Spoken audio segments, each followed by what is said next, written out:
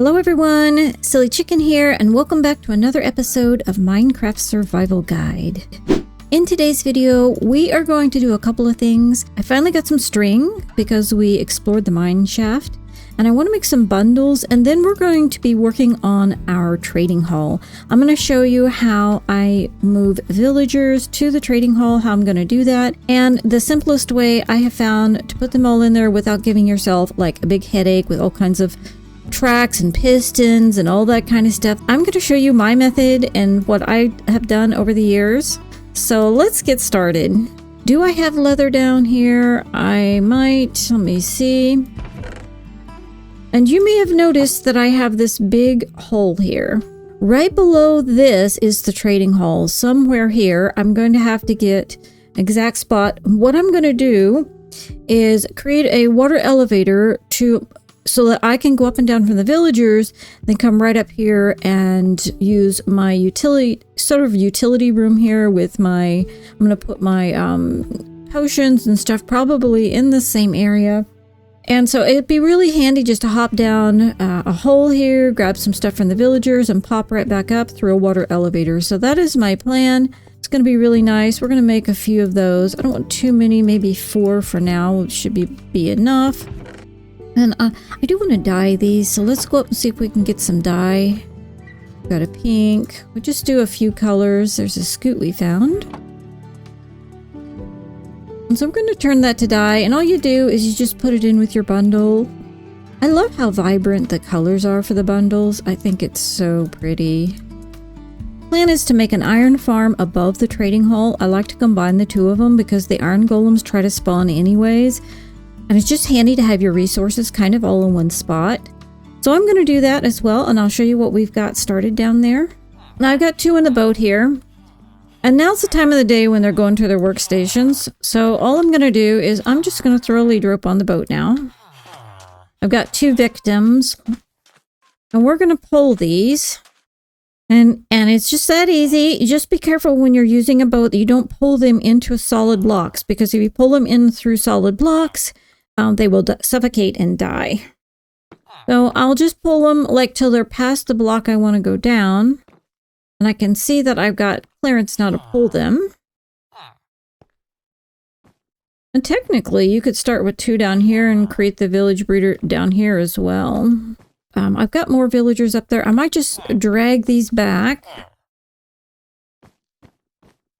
And we could even start back here, filling up from the back side. And we'll just start bringing them down here a little bit at a time. So here's what we got so far. I'm going to show you real quickly how I like to set up a trading hall and an iron farm and a village breeder and everything all together. And I'll give you the quick rundown so you can build one yourself. Super easy. It does take work. Everything in Minecraft takes work. This is really efficient, and I'm going to show you what I do. So when you come in here, I've got a little gate so nothing can walk in. I like to put mine underground because honestly, it's just easier. And also on the surface, especially if you play on servers and stuff, it makes it just a little bit more discreet, in my opinion. But anyways, you can build this above ground, you can build this below ground. Basically what you need is I use a trapdoor, and then I put their trade. Like if this was my trade, I would put it here.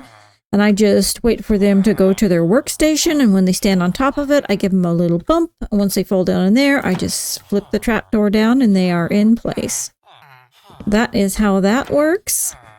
And then you can put a sign above it up here, what they're selling if they are a librarian. And I've just started these here, so I don't have the signs up above them. But here we've got a block up here I will be using to put the signs on. And then over here, I want to be able to extend part of this because I may not have enough room here. And these chests here are just for resources for down here for trading, places to store stuff. It's also just for overflow from the mines. And you have to have carpet down on the floor or some sort of block that allows no spawning. And the reason why is because we have an iron farm in here. I don't have my ceiling finished yet. And here we are going to be putting in some kind of lighting. I'm thinking frog lights or something later on I plan to add. So in here, I've got an area where I do the trades. I've got them, you know, where with the librarians, I can choose their trades and set the trade I want before I bring them out here. But you could right here choose to zombify and then do the trades on down. Okay, so let's go over the basics of what you need to do. You need to have,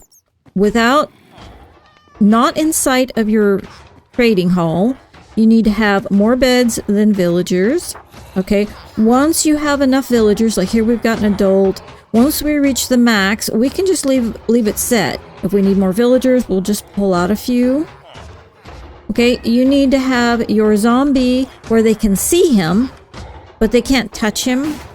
And you need to put your workstations right in front of him or somewhere in front of him. Even here would work.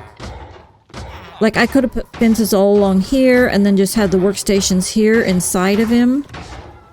That way they're scared and they run away. As long as you've got some villagers scared and running, you're going to get your golems spawning in. Okay, the next thing you need to do, and I do throw a bell in here just to make it seem more like a village. I don't think it matters. Matter of fact, they were spawning in. Golem was spawning in fine without the bell. Okay, then what I do is I have a safe place to bring them out and work with them. Now this could be, you could bring them out here and zombify them, cure them, but we haven't made it to the nether yet, so that step is not even here yet. As far as this part goes, is I decided to do 2 8 block waterfalls. And then what happens is this wasn't quite wide enough for 8 blocks, so I just dug back into the wall and started the water source back further and dropped them onto 4 campfires. These are all things you can do early game. And you don't need any ladders or anything like that. If you come out 8 blocks, he'll just wash out and fall in. But you do need the ceiling taller than 3. I had it 3 and it would not spawn anything in. So do at least 5 blocks or so high, 4 or 5. And then he seems to spawn in quite regularly. I tried to make this only tall enough for me, but he spawns in here sometimes. You don't need this, so this could be closed in. And it does take a little bit of time for him to die, but but it seems to work all right. These are all early game things you can do. And then leave yourself some room to expand your trading hall. You might need more villagers than you think to trade with, especially if you're selling rotten flesh. And let's say you do a gold farm and you want to sell all your rotten flesh. There is a lot of rotten flesh produced by the gold farm. So you're going to need a pretty good size space, and spreading it out in multiple chunks will help, if you're playing on a server, will help it to not lag. Easy access. That's another thing that you want to look into. Now, mine is underground, quite a ways underground. So I'm going to use water elevators.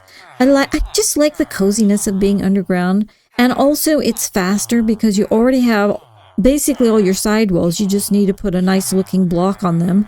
And you don't even have to think about the outside of your build. You just come into, you can dig down and come and just carve out a hole and decorate it. It's faster, early game. Make sure you use carpet or trapdoors or half slab on your floor, because if you don't, things will spawn in here. Like even Endermen are annoying. They're trying to pick up blocks, move things around. Like that's really annoying. And also your iron golems will try to spawn in your trading hall. And you don't want that. You don't want to be tripping over iron golems while you try to trade and accidentally hit one or something.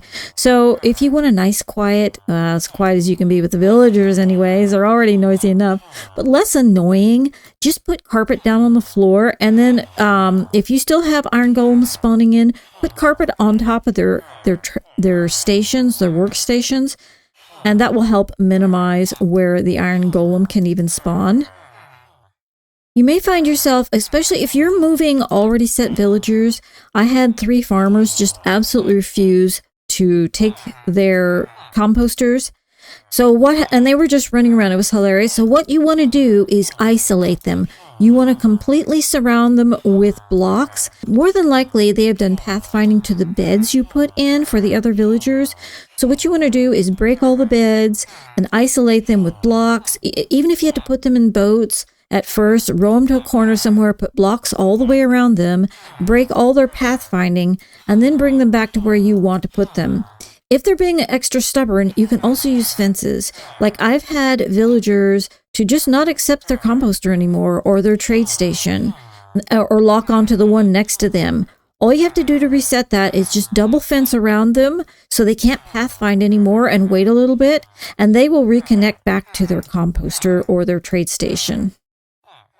Another tip that makes it really easy to get these guys into their little spots is just wait until they go and stand on top of it. Usually that it's not middle day, you know, in their programming, they all go stand at the bell, and that's when you get your baby villagers. But what you want to do is wait till after they do their little morning stroll, you know, have had their morning coffee and they're ready to go to work, and they come back to their workstation. Almost always they stand on top of it, and then you just give them a little nudge and click the trapdoor down.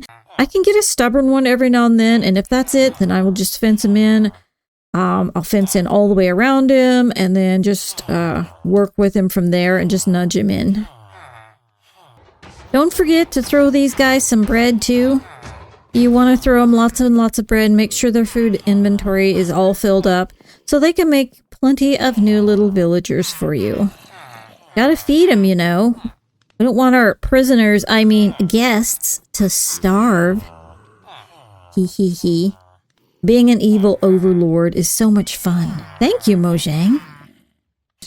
What's this guy? Quick charge. You're different than when I left you. If you don't set their trade right away, they will change it. So you only have a little bit of time to set the trade if they get a trade that you like. So I've decided to use Acacia for my signs. Now, I do want to use glow ink, and I don't have glow ink yet, so we'll go find that, and I'll show you how I prefer to do the signage.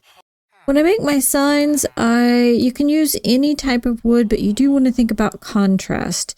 The bigger the contrast, the more the signs the easier the signs are to see. For instance, if I would use a dark wood with dark lettering, you're just not going to see it as well. And my farmers, I don't usually mark them like I know they're farmers. Now, I could if I want to know who bought melons and who bought pumpkins and who bought both, because that will be my main thing that I will be selling later on. These will be each one emerald once I have them zombified. So it would be nice to know, because not everybody does pumpkins and melons. So if I have up here on a sign melons, pumpkins, melons, I know which one are which. It makes it faster to sell. Now these guys, I only save the ones that buy sticks, so them I do not need marked unless I have something specific I would be selling. Let's say I was selling night vision arrows. If I'm selling that, then I would mark what he sells, what I'm getting from him. But let's go ahead and mark some of these. Here we have multi-shot, and I just saved, I'm just going to put up here, multi-shot. Now the reason I'm going to leave it on the top row, and the reason why is because they can get more trades as you progress, as you buy from him. So let's say you have a bookstore set up on your server and you want to sell multi-shot. You know you're going to eventually advance him. So I'm going to do multi-shot, and then here, what's this one selling? This one is punch 2. We're going to come up here, punch 2, and so on. That's how you're going to do it. So what I'm going to do is label them all that way, and then we will go get our glow ink. Now before I head out, I'm going to grab a book here. I need respiration, really, because you're going to find the glow squids down deep in the water. Sometimes you will find like in a cave, and then we're coming down a waterfall, and actually just, I have had it where they actually just like lay there and die, and you can just pick up the glow squid ink. But that's not normal. Normally you're going to find them in like deep bodies of water, whether it's inside a cave in a deep body of water or inside an ocean in deep bodies of water. Warm oceans are a little bit harder to find glow squids in because it's just shallow. It's not a real deep water. And so your best luck is going to be running across them in a cave system, or going out into cold water ocean or regular ocean, just not warm ocean, and because they're going to be in deep pockets of water. I'm going to grab Respiration 3 and put it on my helmet because I'm going to be swimming down to get the glow squid. Once you find glow squids, they will keep respawning in the same area. So make sure you mark the spot so you can go back and get more glow squid ink. 3 doors and let's go. I need a boat and I think I forgot my boat too. But I think I saw one over here. Down in there, so I may not even need the doors. I'm gonna go and make sure my health is clear up so that I don't, if I do start drowning, I can, won't take as much damage. And we're gonna go down here and look, see if we see any. If you see one of these bubble columns, you can go down here on this magma, just crouch, hit your shift key, and you can stand on them and it will fill your air pocket, your air back up. So then you can look around, you can stand here, but if you don't hold that, it'll hurt you. So you have to hold the shift key. If you go in your inventory, it will also hurt you. Let's swim around. We hope to find more of the air bubbles, but if we don't, we'll use our door. We don't want to die and lose all of our stuff. Respiration does help. Oh, here's some. We can just come down here, plop a door in, and catch our breath. And then if you have looting on your sword, which we do not yet, but if you had looting, you will get more. Okay, and we're just going to go out here and kill these guys, and they will keep respawning in the same location. Okay. I think I like that better. I think yellow also would look really nice on it, but unfortunately my golems do not die and leave me yellow flowers. They leave me red flowers. So I can't decide. I like them both, but I kind of like the dark because, I don't know, I've got red here and then the orange kind of clashes. Blue is also really nice on the signs. I do like blue as well. I mean, they're all good, but it's just that I have a lot of red. So practical me moves on ahead. What was this guy? This was my Power 5 guy. Power 5. And sometimes once they're set, I will actually put how many it cost, how many emeralds it costs out there as well. Because sometimes I'll have multiple different books. And so what that allows me to do, or I'll write on the sign, cheapest one. So it reminds me that I have somebody that sells like Power 5 cheaper. And I will just say Power 5 cheap one or something like that on the sign to remind me. And anything, you know, you think you're going to remember, but if you get a lot of stuff going on in your world, you're not going to remember who sells it the cheapest. So it's good to give yourself, you know, that little extra in your world to help you remember. But yeah, I like that much better. I think that looks better with the brown carpet. The brown and red goes better together. And so we're just gonna, I'm gonna do that for all of them. This is Respiration 3. Well, I hope you got some good out of this video. If you did, please consider subscribing. And I will see you in the next video. Bye!